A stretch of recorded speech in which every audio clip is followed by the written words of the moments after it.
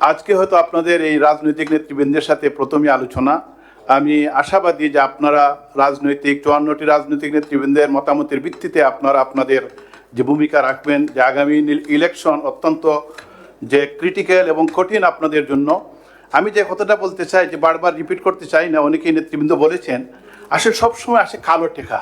পৃথিবীর কোনো দেশে আপনারা জানেন, মাদার অফ ডেমোক্রেসি ইংল্যান্ডে সব কিছু খোলা থাকে।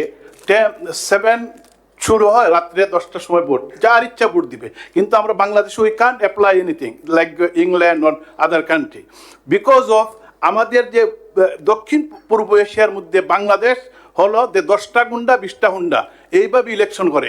এখন শুরু হয়ে গেছে ইলেকশন, আপনার ঘোষণা দেন নাই, তফসিল করেন নাই, কিন্তু টাকা আর চড়াচড়ি ঘুরতেছে। এইটা তো আমরা বাংলাদেশের মানুষ চায়।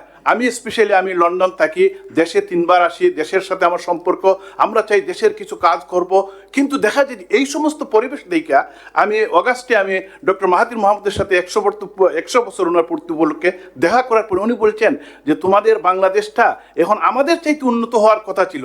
আমাদের জনগণ একসময় গিয়ে বাংলাদেশে কাজ করত, কিন্তু আজকে বাংলাদেশিদেরকে আমরা কিভাবে আমরা আনতেছি, তারা কি অবহেলিত। তো এইটা আমাদের জন্য উই আর সেম, এইটা আমাদের জন্য একটু দুঃখের বিষয় এবং শরমের বিষয়। তা আমি যেটা অনেক আশা, অনেক স্বপ্ন যে আপনাদের মাধ্যমে সুন্দর একটা ইলেকশন, যে কালো টাকার ছাড়াছাড়ি কঠিন হস্তে দমন যদি না করা হয়। এখনো যে প্রার্থীরা যাইতেছে বিভিন্ন উঠান বৈঠক করতেছে, যে পয়সা যে আন্ডার দ্য টেবিল দিতেছে লক্ষ, এরা তো কালো টাকা, এরা কোথায় থেকে আসে আই ডোন্ট নো।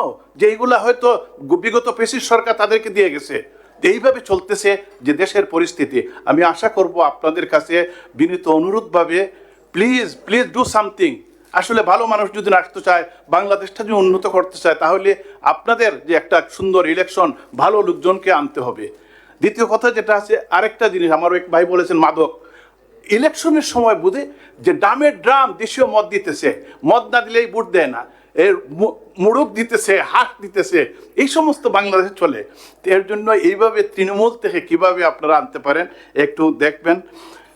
ফাইনালি একটা কথা আমি যেটা বলতে চাই, যে আপনারা সবাই আপনাদের কাছে অত্যন্ত কৃতজ্ঞ এবং থ্যাঙ্কসফুল। আপনাদেরকে ধন্যবাদ জানাই যে আপনারা একটা প্রবাসীদের ভোটের যে